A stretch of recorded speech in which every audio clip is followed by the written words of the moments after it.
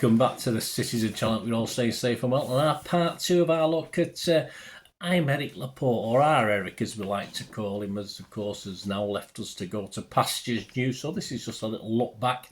Please check out part one if you've not done that already, where we look back at up to season 2021. Yeah, so we're going to do 21-22 onwards. So only a couple and a bit, haven't we, to go.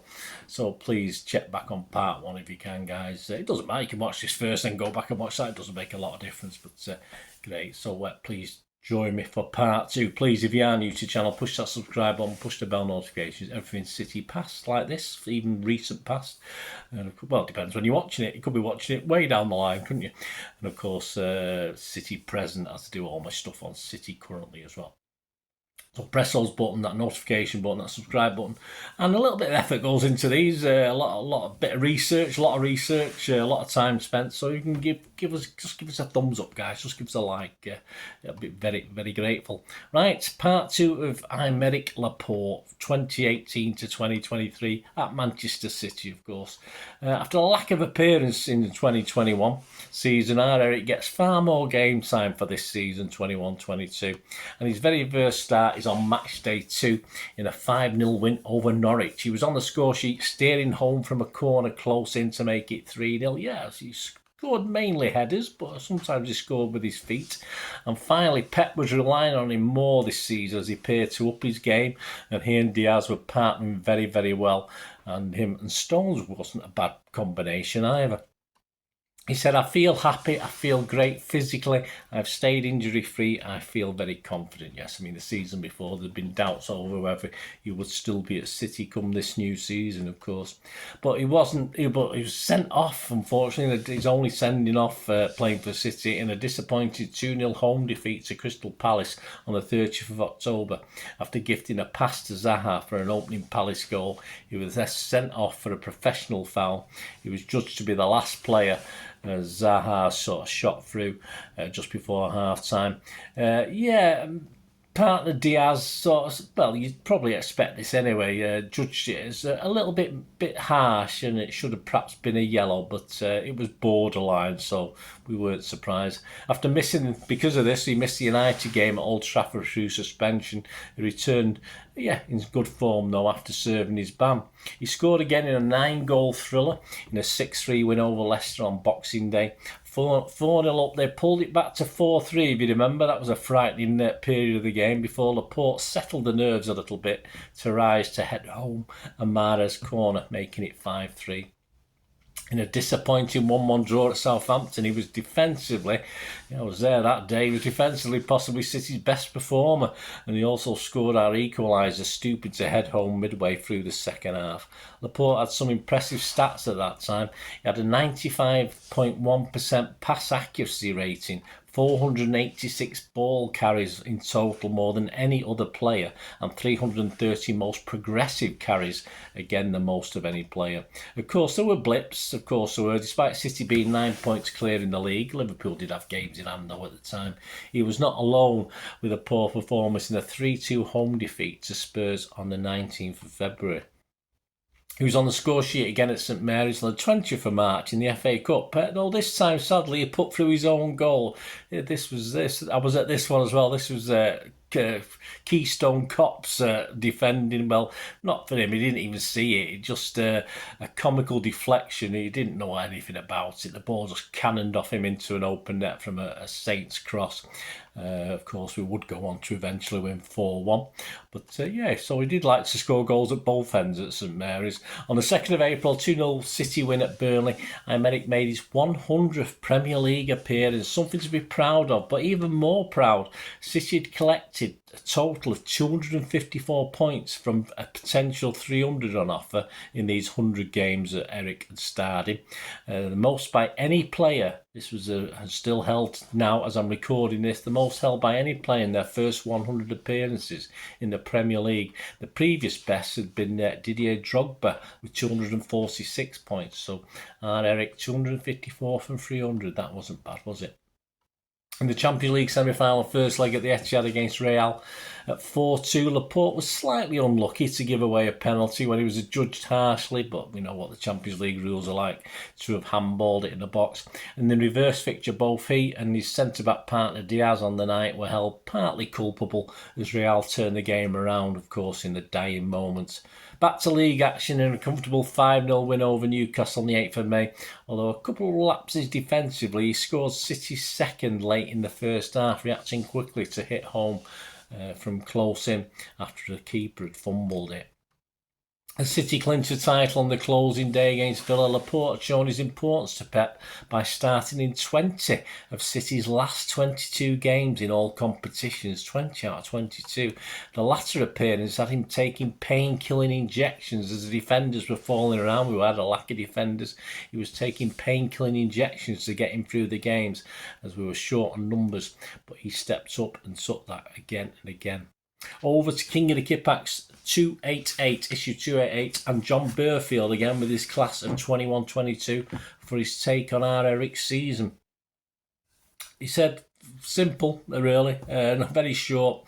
Another one who had a very good season. Not quite as 2018-19 levels. I think it probably, when you think of the injury as well towards the end, it probably was, in fairness. But did enough to suggest there isn't a fag paper to choose between City's three top centre-halves. So, yeah, he was definitely up there with the other guys as well. His season stats in the Premier League: 33 starts plus 2 a sub, Cups 10 plus 1 a sub. Yeah, he kicked in with 4 goals as well. It's his best goal scoring season. On to 22-23, of course, he had the injury carryover, as mentioned in the previous season, and he'd had to have a knee operation. And he was expected to come back in September. And on the 12th of September, Laporte returned to full training. Laporte came on for Gundo on 75 minutes for his very first start back against United in the 6-3 hammering at the Etihad on the 2nd of October. Not the greatest World Cup for Spain, but Laporte was outstanding. I think even Rodri was his centre-back partner, wasn't he? But yeah, I thought Laporte gave a very, very good account of himself. But back at City, starts were again proving hard to come by now, with Akanji now added to the mix and playing out of his skin and starting double the games that our Eric did. Aki was also in great form, of course. He was a regular starter.